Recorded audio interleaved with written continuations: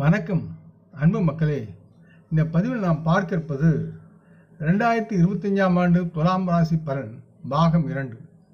இந்த பதிவு 2இல் துலாம் ராசி மக்களின் காதல் வாழ்க்கை, திருமண வாழ்க்கை, குடும்பம் மற்றும் குடும்ப வாழ்க்கை, நிலம், சொத்து, வாகனம் சார்ந்த ஆலோசனை கணிப்புகளை இப்பதிவில் நாம் விரிவாக பார்ப்போம்.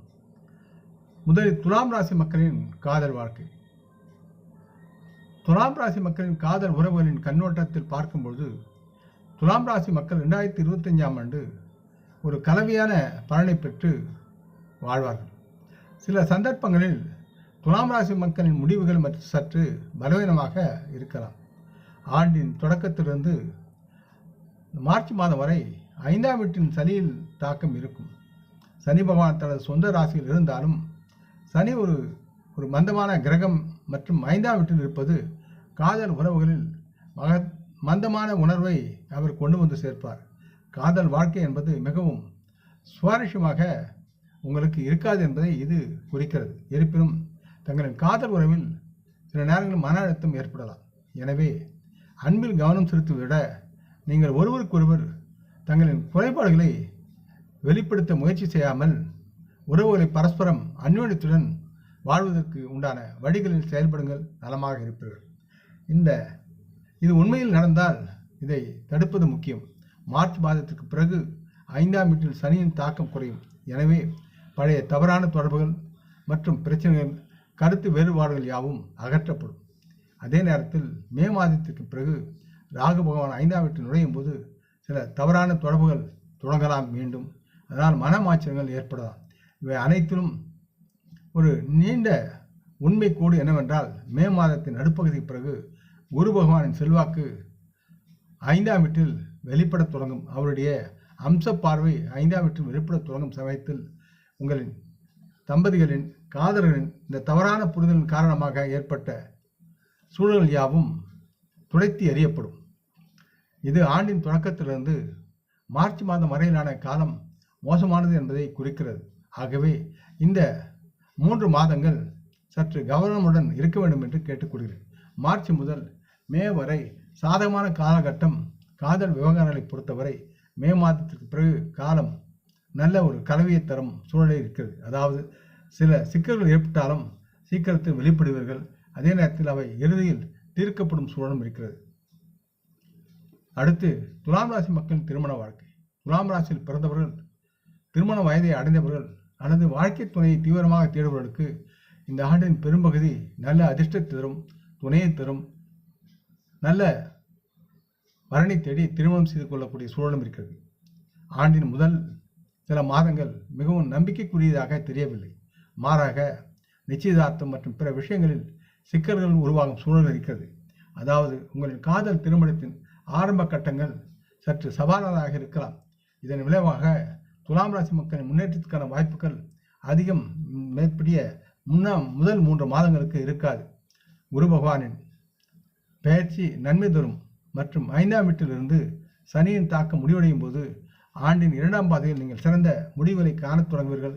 உங்களுக்கு உண்டான வரணும் குடும்பம் நலமாக செழித்தோம். மே மாதத்தின் நடுப்பகுதிக்கு பிறகு குரு பகவான் வியாழன் தனது வீட்டு 9ஆம் வீட்டிலிருந்து 5ஆம் பார்வையை முதல் வீட்டையும் 9ஆம் பார்வையிலிருந்து 5ஆம் வீட்டையும் பார்ப்பார். இது சமயம் உங்களின் நிச்சயதார்த்தம் மற்றும் திருமணத்துக்கு சாதகமான காரணமாக கருதப்படுகிறது. இந்த ஆண்டின் தொடக்கத்தில் ஒரு சங்கடமான நிலை இருந்த போதிலும் நிச்சயதார்த்தம், திருமணம், காதல் திருமணம் மற்றும் பிற நிகழ்வுகளுக்கு நல்ல சாதகமான சூழ்நிலைகள் மே மாதத்தின் நடுப்பகுதிக்கு பிறகு இருப்பதாக தெரிகிறது.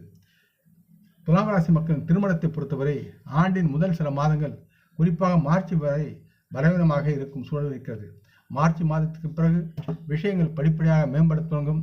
மே நடுப்பகுதியிலிருந்து விஷயங்கள் கணிசமாக மேம்படும் என்பதை நீங்கள் நம்பலாம்.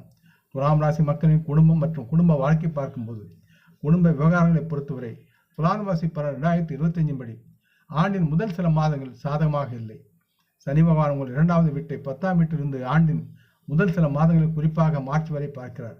இந்த அம்ச பார்வை குடும்பத்தில் மோதலை ஏற்படுத்தும் என்பதால் உங்கள் உரையாடல் பாணியும் கொஞ்சம் பலவீனமாக இருக்கலாம். உங்கள் குடும்ப உறுப்பினர்கள் உங்கள் வார்த்தைகளை விரும்பாமல் இருக்கலாம். உங்கள் வார்த்தைகள் மற்றவர்களுக்கு வேறு அர்த்தம் தரலாம். அதனால் மார்ச் வரைக்கும் குறைவாக பேசுவது, பண்புடன் பேசுவது மிகவும் நன்மையானதாக இருக்கும். வேலையை பற்றி எது பேசினாலும் மரியாதையாக செய்யணும், பேசணும் என்பதை மனதில் கொண்டு செயல்படுங்கள். 2ஆம் வீட்டிலிருந்து வரும் சனியின் தாக்கம் மார்ச் மாதத்திற்கு பிறகு முடிவுக்கு வரும். இதன் விளைவாக பல விஷயங்கள் இறுதியில் உங்களுக்கு சிறப்பாக நடந்தேறும் என்று நம்பலாம். மற்றும் குடும்ப விஷயங்களில் பொருந்தக்கூடிய வரைபடம் அதிகரிக்க தொடங்கும். உள்நாட்டு விவகாரங்கள் என்று வரும்பொழுது அதில் அதிக சிரமங்கள் இருப்பதாக தெரியவில்லை. ஆண்டின் பெரும்பகுதி முழுவதும் உங்களுக்கு நலமாக இருக்கிறது.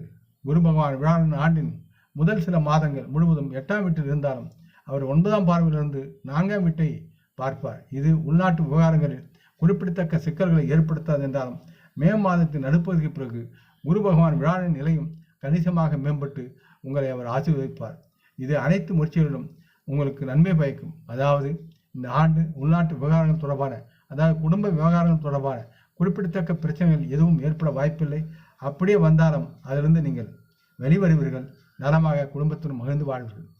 துலாம் ராசி மக்களின் நிலம், சொத்து மற்றும் வாகனம் என்று பார்க்கும் பொழுது துலாம் ராசி மக்களுக்கு இந்த வருடம் தங்களுக்கு நிலம், கட்டிடம் சம்பந்தமான விஷயங்களில் பெரிய பிரச்சனைகள் எதுவும் ஏற்பட வாய்ப்பில்லை. உங்கள் செயல்கள், உங்களுடைய நடவடிக்கைகள் மற்றும் முயற்சிகளின் அடிப்படையில் நீங்கள் தொடர்ந்து நல்ல முடிவுகளை பெறுவீர்கள். ஏதேனும் நிலம் அல்லது மனை வாங்க நீங்கள் முயற்சித்தால் நீங்கள் கடினமாக உழைத்து தேவையான நிதியை பெற வேண்டும்.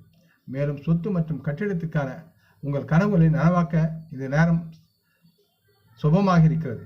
இது சம்பந்தமாக ஒப்பிடும்போது ஆண்டின் 2ஆம் பாதி சிறப்பாக செயல்படுகிறது என்று கூறலாம்.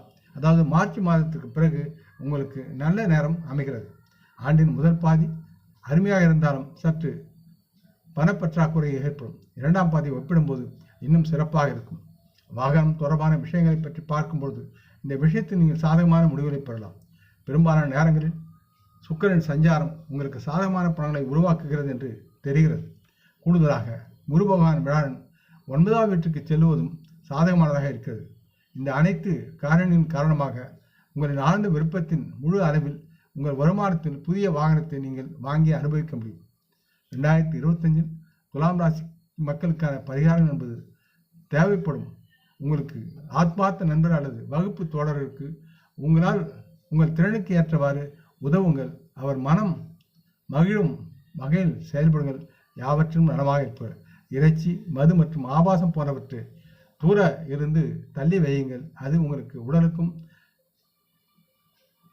தேகத்திற்கும் மனதிற்கும் கெடுதலை உருவாக்கும் என்று உணர்ந்து செயல்படுங்கள். ஒவ்வொரு மாதமும் 3வது வியாழக்கிழமை அன்று தட்சிணாமூர்த்தியை வணங்கி அவருக்கு நெய் தீபம் ஏற்றுங்கள். யாவும் நலமாகும். இந்த பதிவை கேட்டு லைக் செய்து சப்ஸ்கிரைப் செய்து பகிரும் அன்பர்கள் யாவரும் பலமுடன் நலமாக தேக திடகாத்துறாயில் ஆரோக்கியத்துடன் சகலவிதமான தனதானிய ஆபரண ஐஸ்வர்யை பெற்று சர்வ காரிய ஜெயத்துடன் வாழ்வாங்க வாழ வேண்டும் என்று இறைவன் பாதம் பணிகின்றேன். நம் குடும்ப மூத்தோரை போற்றி வணங்குவோம். வணக்கம். நன்றி.